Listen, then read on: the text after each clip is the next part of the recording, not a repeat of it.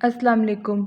Evidence based physiotherapy के अंदर हम डिस्कस कर रहे थे चैप्टर नंबर 7 के अंदर हम पढ़े थे difference between systemic review and clinical guidelines. दो डिफरेंस हमने पढ़ लिए थे। आज हम तीसरा वाला पढ़ते हैं। तीसरा वाला क्या वो कह रहा है कि सिस्टेमिक रिव्यू के अंदर जो कंक्लूजन्स होते हैं रिव्यू के, वो बेस कर रहे होते हैं result from high quality clinical research alone. ठीक है, मीन्स हमारी जो रिसर्चेज होती हैं, जो रिव्यूज़ वगैरह होते हैं, उनके जो कंक्लूजन्स होते हैं वो सिर्फ़ और सिर्फ डिपेंड कर रहे होते हैं हाई क्वालिटी क्लिनिकल रिसर्च पे सिस्टेमिक रिव्यू के अंदर।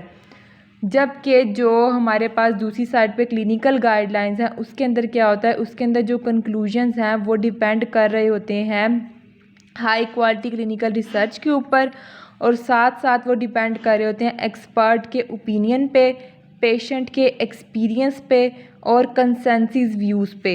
ठीक है, यहाँ पे आपने खाली रिसर्चेज ली थी, ठीक है, लेकिन यहाँ पे आपने पेशेंट का रिव्यू भी लेना है, एक्सपर्ट डॉक्टर्स का भी रिव्यू लेना है। ठीक है, एक्सपर्ट्स के ओपिनियंस भी लेने हैं, क्योंकि वो डॉक्टर की रोज़ की प्रैक्टिस होती है जिसकी बेस पे वो लिख के देता है। फोर्थ डिफरेंस जो आ जाता है वो है कि patient have a limited role और no role in the production of reviews.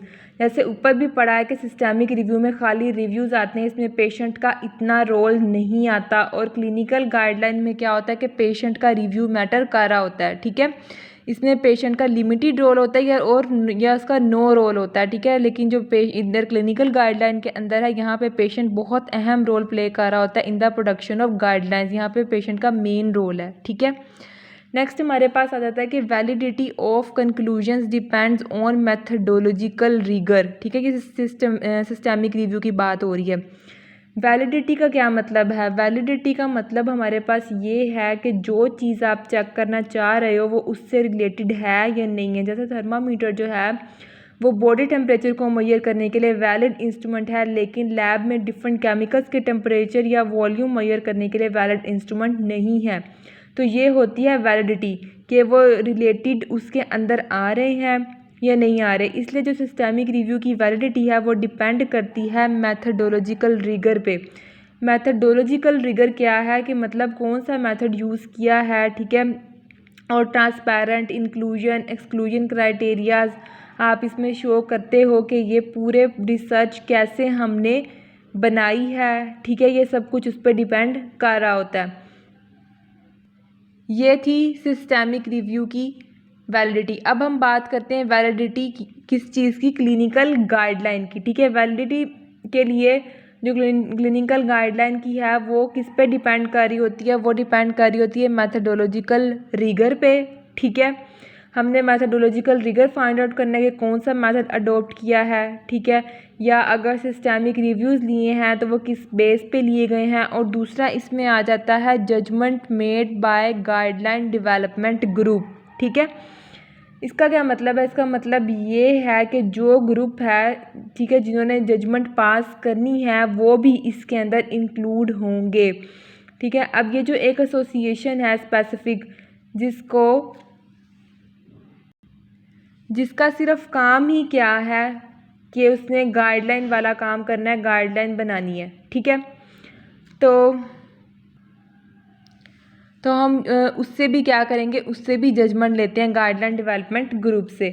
ठीक है, ये जो एक एसोसिएशन बनानी होती है जिसका सिर्फ और सिर्फ काम ही गाइडलाइन डेवलप करना होता है ना, ये बहुत ज़्यादा मुश्किल काम होता है, बहुत लंबा प्रोसेस होता है। इसके लिए बहुत ज़्यादा बंदे चाहिए होते हैं। ठीक है, जो एक्सपर्ट हों। पाकिस्तान में उस लेवल की गाइडलाइन नहीं होती, माइनर लेवल की होती है बाहर की कंट्रीज़ के कंपैरिजन में, क्योंकि ये आसान काम नहीं है। ठीक है, एक क्लिनिकल गाइडलाइन बनाना, इसमें हर चीज़ हर क्वेश्चन को इंक्लूड करना पड़ता है। उसके बाद हमारे पास 6 नंबर पे जो कंपैरिजन आ जाता है वो है कि जो सिस्टेमिक रिव्यू है वो डेवलप हो जाता है रिलेटिवली क्विकली। क्योंकि जो सिस्टेमिक रिव्यू है ना, तो जो रेंडमाइज कंट्रोल ट्रायल हुई है उसी पे हो जाएगा, कुछ मंथ्स लग जाएंगे। ठीक है, या साल लग जाएंगे, तो ये इसलिए ये जल्दी हो जाता है। लेकिन जो क्लिनिकल गाइडलाइन है वो ज़्यादा टाइम लेते हैं, takes a longer time to develop. और कभी कभी क्या होता है कि risk of evidence being out of date, और कभी कभी रिस्क होता है कि जो एविडेंस है हमारी वो आउट ऑफ डेट हो जाती है, इतनी पुरानी हो जाती है जब हम उसको पब्लिश करते हैं। ठीक है, कि वो फिर तब वैलिड नहीं रहती, ठीक है। इसको इतना टाइम लगता है कि बाज़ औक़ात आपने जो अपना आर्टिकल जो रिसर्च के तौर पे डाला होता है, इतना टाइम पास हो चुका होता है कि बाज़ औक़ात न्यू चीज़ें आ जाती हैं, ठीक है, तो उसको फिर कंसीडर नहीं किया जाता।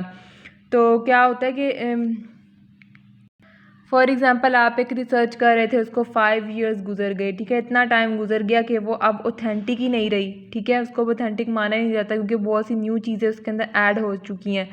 तो ये मसला आता है कि इस तरह जो है वो क्लिनिकल गाइडलाइन बहुत ज़्यादा टाइम टेकिंग प्रोसेस है। नेक्स्ट लास्ट डिफरेंस की हम बात करते हैं, उसमें आता है कि जो सिस्टमिक रिव्यू है उसको हम पब्लिश करते हैं as a technical report for health professionals, ठीक है, ये सिर्फ हेल्थ प्रोफेशनल के लिए होती है, जबकि जो क्लिनिकल गाइडलाइन है वो हेल्थ प्रोफेशनल के लिए भी होती है, ठीक है, उसके अंदर पेशेंट वेरिएंस भी होते हैं, वो सबके लिए होती है, ठीक है।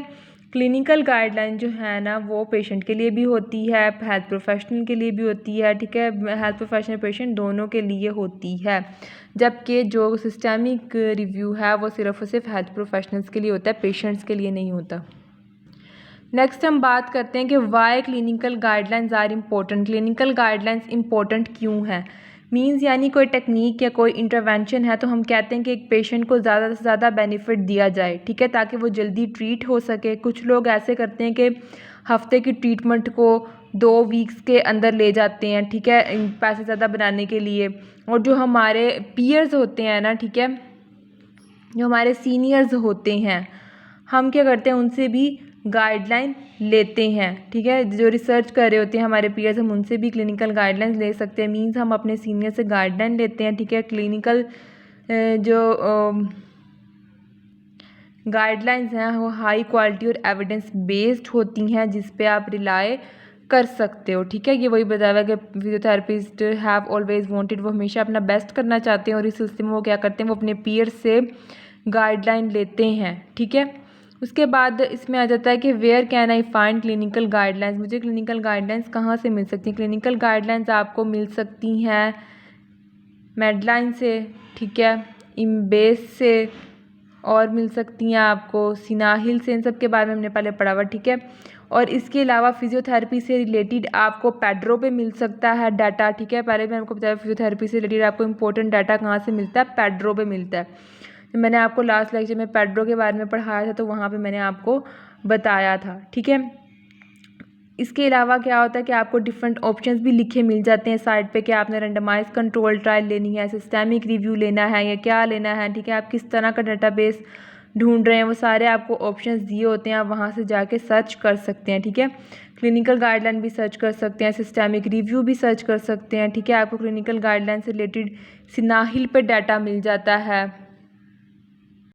नेक्स्ट हमारे पास क्राइटेरिया आ जाता है, ठीक है, सिस्टेमिक रिव्यू का। वो हम जो क्राइटेरिया है ना, 3 क्राइटेरिया हमारे पास, वो मैं आपको नेक्स्ट लेक्चर में करवाती हूँ।